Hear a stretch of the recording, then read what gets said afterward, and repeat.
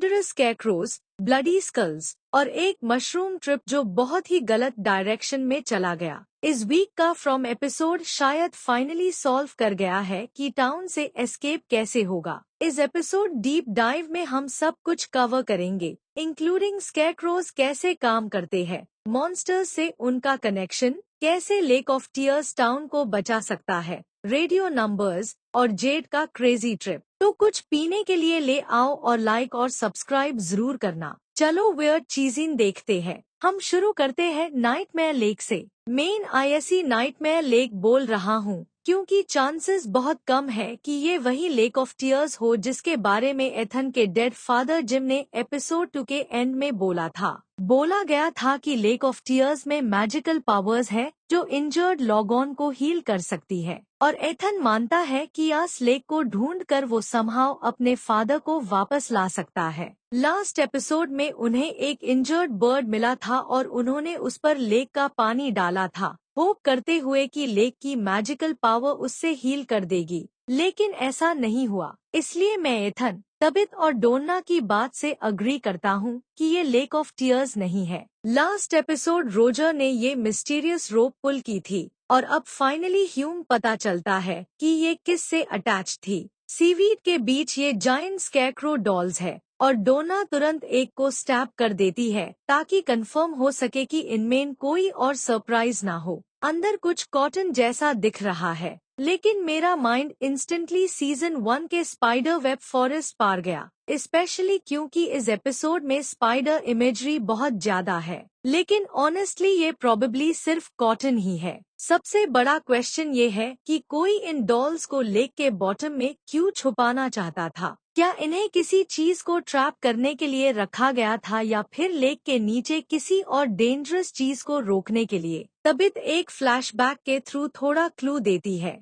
ये young girl actually तबित का एक पास्ट साइकिल वर्जन है। हम इस एपिसोड में जेड के भी कुछ पास्ट वर्जन्स देखेंगे। स्कैरक्रोज एक मेमोरी अनलॉक करते हैं जहां एक आदमी ने उसके डॉल्स लेक में फेंक दिए थे क्योंकि उससे नाइटमेयर्स आते थे, और जब वो आदमी मर गया नाइटमेयर्स लेक से बाहर आ गए। नोटिस करो कैसे ये डॉल्स ग्रो कर गए। मुझे लगता है कि इन्होंने नाइटमेयर्स अब्सॉर्ब किए हैं। अगर ये नाइटमेयर्स अब्सॉर्ब कर सकते हैं तो क्या ये टाउन के फियर्स भी अब्सॉर्ब कर सकते हैं। मुझे स्ट्रॉन्ग फीलिंग आ रही है कि ये चीजें एक्चुअली टाउन वालों की हेल्प के लिए बनी थी। स्कैरक्रोज फार्मर्स यूज करते हैं बर्ड्स को दूर रखने के लिए, स्पेशली क्रोस को, और जब भी कोई नया पर्सन फ्रॉम्बल में आता है तो ह्यूम क्या दिखता है, क्रोस का ग्रुप। सोफिया शायद क्रोस को कंट्रोल भी कर रही थी ताकि जिम और पास्टर डन के फ्यूनरल में टाउन वालों को टॉन्ट कर सके। कुछ लोगों का ये भी थ्योरी है कि सोफिया एक्चुअली क्रोस से डरती है। ये भी कोइंसिडेंस हो सकता है कि जिस एपिसोड में सोफिया का आर्म ब्रेक होता है उसी एपिसोड में एक इंजर्ड बर्ड मिलता है जिसका विंग ब्रोकन होता है। अगर हम सीजन 1 के केव पेंटिंग्स देखें तो 2 अलग बर्ड्स नजर आते हैं, ब्लैक और व्हाइट। मुझे लगता है ये क्रोज और स्टार्लिंग्स है। वेस्टर्न कल्चर में क्रोज डेथ और बैड लक को रिप्रेजेंट करते हैं, लेकिन इसका मतलब ये नहीं कि वो इविल है। फ्रॉम में शायद वो एक्चुअली गुड है क्योंकि वो टाउन वालों को वार्निंग देते हैं, जैसे जब एक क्रो कॉलोनी हाउस में क्रैश हुआ था। शायद वो फतिमा के बेबी या टिल्ली की डेथ का वार्निंग था। मेरे पास एक थ्योरी ये भी है कि टिल्ली हाई मैन इन येलो थी, लेकिन अब सेटलमेंट पार वापस आते हैं। नोटिस करो कि हमने कभी टाउन मॉन्स्टर्स को यहाँ नहीं देखा। क्या हो अगर वो इसलिए नहीं आते क्योंकि स्कैरक्रोज उन्हें अटैक करते हैं। स्कैरक्रोज मॉन्स्टर्स की तरह ऑपरेट नहीं करते, टैलिस्मान्स उन पर काम नहीं करते, और अगर यंग तबित का ये पीओवी एक्चुअली स्कैरक्रो का है तो इसका मतलब वो दिन में भी मूव कर सकते हैं, लेकिन क्रीचर्स की तरह इन्हें भी कुछ चीज रोक सकती है। ये टोटम्स। तबित एक को स्टैब करती है और बोलती है कि उसे याद है कैसे इन्हें हर्ट करना है। मैं ये भी मेंशन करना चाहता हूँ कि ये टीन पेंटेड रॉक्स है। टीन बिल्कुल स्कैरक्रोज की तरह। यंग तबित इनमें से एक के पीछे हाइड करती है। क्यूम अभी तक नहीं पता कि ये रॉक्स क्या करते हैं, लेकिन शायद ये प्रोटेक्शन देते हैं, या फिर हो सकता है यही यंग तबित इस साइकिल में मर जाए। यंग जेड बोलता है कि तबित की डेथ उससे भी ज्यादा हॉरिबल है, और अगर रोजर के साथ जो हुआ वो हिंट है, तो यंग तबित का फ्यूचर बहुत डेंजरस है। मुझे ये भी सोचना पड़ रहा है कि रैंडल का इन टोटम से क्या कनेक्शन है। हमने पहले भी उससे फ्री टाइम में ये काम करते देखा है। सीजन 3 में कई बार सेटलमेंट में रहने वेल लोगों ने कैबिन के बाहर थम्पिंग साउंड सुने, लेकिन उन पर अटैक नहीं हुआ, और अटैक होता भी कैसे जैप स्कैरक्रोज अंडर वाटर था। इसका मतलब या तो वहाँ कुछ और है, या और स्कैरक्रोज है जिन्हें हम नहीं जानते, या कोई स्टोरी वॉकिंग कर रहा है और चीजिंग सीक्रेटली चेंज कर रहा है। ग्रुप को लगता है स्कैरक्रोज डेंजरस है, इसलिए वो उन्हें रॉक से भरकर वापस लेक में डाल देते हैं, लेकिन रात को उन पर ब्रूटल अटैक होता है। रोजर मर जाता है, और मुझे लगा ये स्कैरक्रो उसके बॉडी में कुछ ढूंढने की कोशिश कर रहा था, लेकिन कौन जाने, शायद ये बस बहुत वायलेंट है। मुझे तुरंत पता चल गया था कि रोजर गया काम से जब उसने एथन के अगेंस्ट बकवास की। मुझे लगा डोना भी मर जाएगी जब उस पर ब्रूटल अटैक हुआ, स्पेशली क्योंकि लास्ट एपिसोड उसने बोला था कि अगर कोई स्टूपिड काम करते हुए अपनी जान रिस्क करेगा तो वो खुद होगी। एलिस यहाँ रियल एमवीपी निकला। उसने रोजर को बचाने की ट्राई की और फायर से स्कैरक्रो को रोका।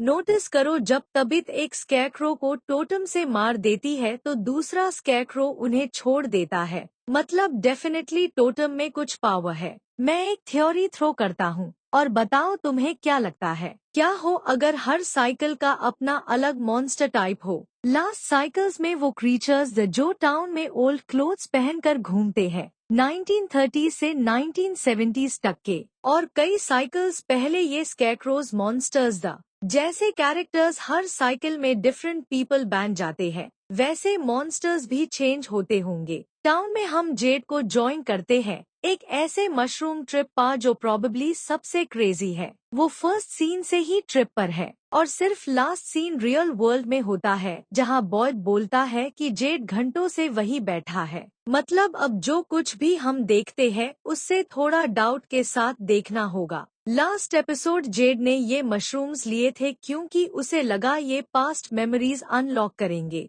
ये आइडिया यूज हेनरी की वाइफ मिरंडा से मिला था, जिसे एलएसडी ट्रिप के बाद टाउन के विजन्स दिखने लगे थे। अन विजन्स की वजह से ही उसने पेंटिंग्स बनाई थी जो हम हेनरी के बेसमेंट में देखते हैं। नोटिस करो हुला गर्ल साइन जो पैच्ड है, ये टाउन के बाहर वेल साइन जैसा है, और इंटरेस्टिंगली हेनरी के कंप्यूटर पा भी हवाईयन डिकैल है, और एक ब्रीफ केस भी जो man in yellow well brief case जैसा लगता है, जो तबित को टनल्स में मिला था। मोटल के साइन पर आंसर्स लिखा है, जो जेड की जर्नी स्टार्ट करता है, और शुरुआत होती है स्पाइडर्स के साथ जो उसके बॉडी पर क्रॉल कर रहे हैं। स्पाइडर्स इंटरेस्टिंग है क्योंकि सीजन 1 के बाद उनका मेजर रोल नहीं था। लेक ऑफ टीयर्स को एक स्पाइडर गार्ड करता है, और सीजन 1 में बॉयड और सारा स्पाइडर वेब फॉरेस्ट से गुजरे थे। बॉयड जेड के साथ जर्नी पा दिखता है, लेकिन एक्चुअली वो वहाँ होता ही नहीं। लेकिन सेफ वर्ड कैप्रिकॉर्न इंटरेस्टिंग है। सबसे पहले मिया माइंड में जोडियक साइन आया जो हाफ गोट हाफ फिश क्रीचर होता है।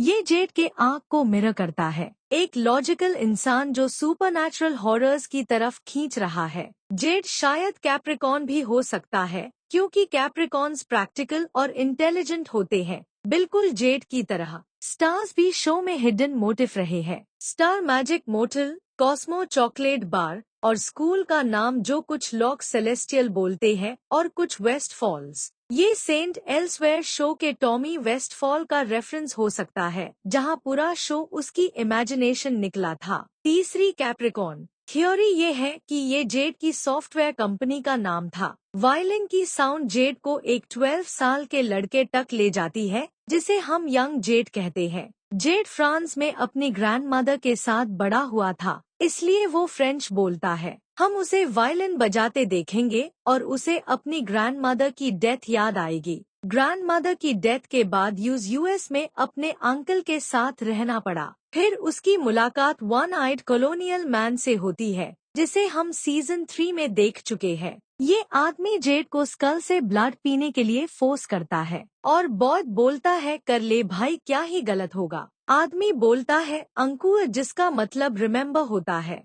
मतलब ब्लड पीने से मेमोरीज अनलॉक होंगी। यंग जेड यूज मना करता है और बोलता है कुछ चीजें मत देख, लेकिन शायद जेड को सच जानने के लिए ये सब देखना पड़ेगा। एपिसोड के एंड में वो बोलता भी है कि उसने सोल्यूशन फिगर आउट कर लिया है। वायलिन की साउंड जेड को कॉलोनी हाउस के बाहर ले जाती है, जहां सीजन 1 के कई कैरेक्टर्स दिखते हैं। Christopher, colonial man, civil war soldier और रॉक से क्रश्ड आदमी। इन सब में एक चीज कॉमन है, ये सब वायलिन बजाते थे और इन्हें टाउन वालों ने मारा था। जेड नोटिस करता है कि इनकी वुंड्स मॉन्स्टर्स वाली नहीं है, मतलब इन्हें किसी और ने मारा था। यंग बॉय बोलता है स्टोरी हमेशा सेम होती है। जब टाउन को पता चलता है कि जेड कौन है और चिल्ड्रन उससे बुला रहे हैं, तो सब यूज ब्लेम करते हैं और फिर मार देते हैं। याद करो लास्ट एपिसोड बॉयड ने सबको बोला था कि जेड और तबित की मेमोरीज वाली बात किसी को मत बताना, और सोफिया भी बोल चुकी है कि टाउन की प्रॉब्लम्स जेड और मैथ्यूज फैमिली के आने के बाद स्टार्ट हुई। तो क्लियरली टाउन उन्हें ब्लेम करेगा और शायद सोच लेगा कि उन्हें मारने से सब फ्री हो जाएंगे। जेड फ्रस्ट्रेटेड है कि ये इन्फॉर्मेशन उसकी हेल्प कैसे करेगी। कॉलोनी हाउस के नीचे आंसर्स है, जहां जेड एक मिस्टीरियस डोर देखता है।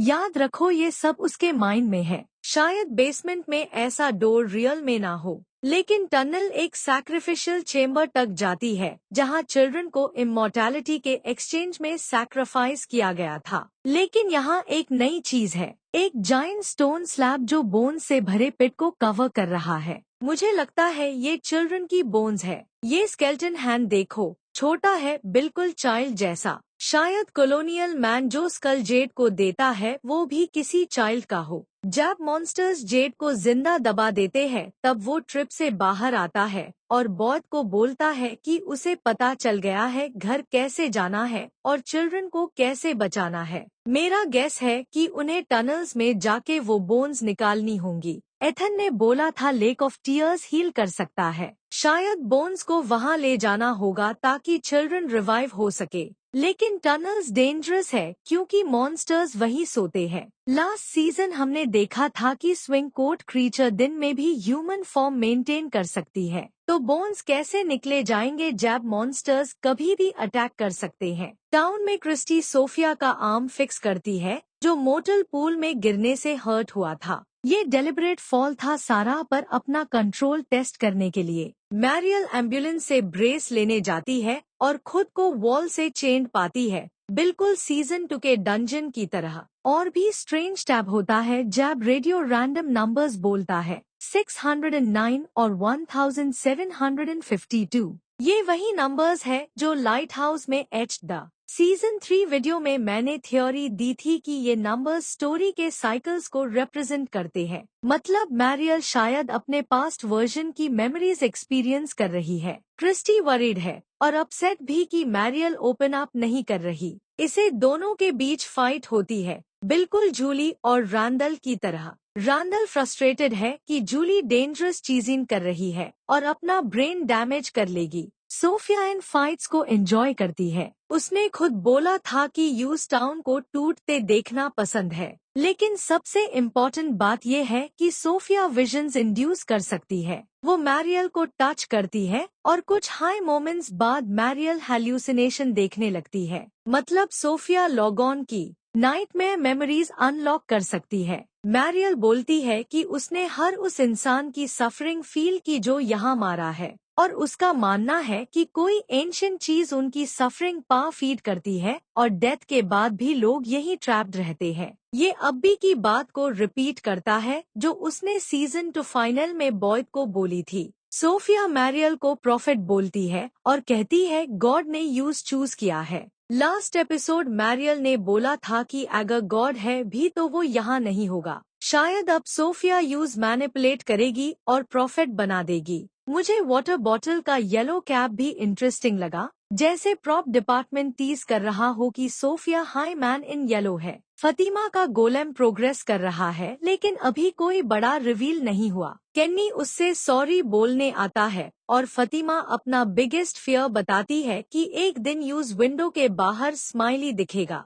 लास्ट एपिसोड पता चला था कि उसका कनेक्शन अभी भी स्माइली से है। शायद वो उसकी प्रेजेंस फील करके मॉन्स्टर्स को ट्रैक कर सके। हेनरी पूरा ब्रेकडाउन मोड में है। लास्ट एपिसोड विक्टर ने उससे मैन इन येलो की ड्राइंग दिखाई थी जो मिरंडा को खा रहा था। हेनरी पेन भूनने के लिए ड्रिंक कर रहा है। वो जॉन डेनवर का leaving on a jet plane सुनता है, जो रिग्रेट्स और लॉस्ट रिलेशनशिप्स के बारे में है। लेकिन इम्पोर्टेंट चीज ये है कि केन्नी भी मैन इन येलो की ड्राइंग देखता है। केन्नी ने शेरिफ ऑफिस में उसके क्लोथ्स पहले ही देखे थे। शायद अब वो कनेक्ट करे कि ये बंदा वापस आ गया है। मुझे केन्नी का कैरेक्टर पसंद है और होप करता हूँ शो उससे और इम्पोर्टेंट रोल दे। अब चलते हैं ट्रेलर सेक्शन में, जहां नेक्स्ट एपिसोड के हिंट्स मिलते हैं। सोफिया किसी के ऊपर खादी है और बोल रही है टाइम टू प्ले। ये टूल शेड लग रहा है, लेकिन पता नहीं वो किससे बात कर रही है,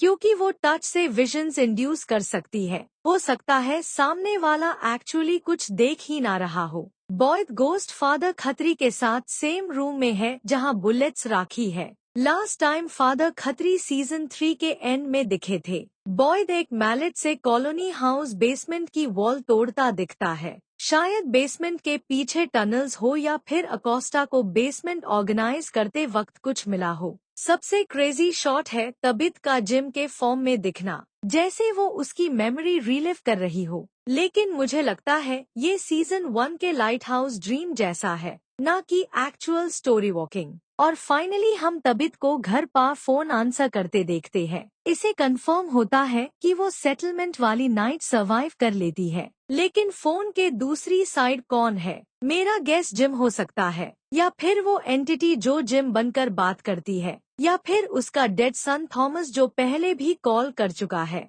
लेकिन अब मैं तुम्हारी थ्योरी सुनना चाहता हूँ। तुम्हें क्या लगता है नेक्स्ट क्या होगा? कमेंट्स में जरूर बताओ। Thanks for watching. लाइक और सब्सक्राइब करना मत भूलना। और भी क्रेजी थ्योरीज के लिए ट्विटर और इंस्टाग्राम पर थिंक स्टोरी को फॉलो करो। नेक्स्ट टाइम तक याद रखना, daddy loves you very much.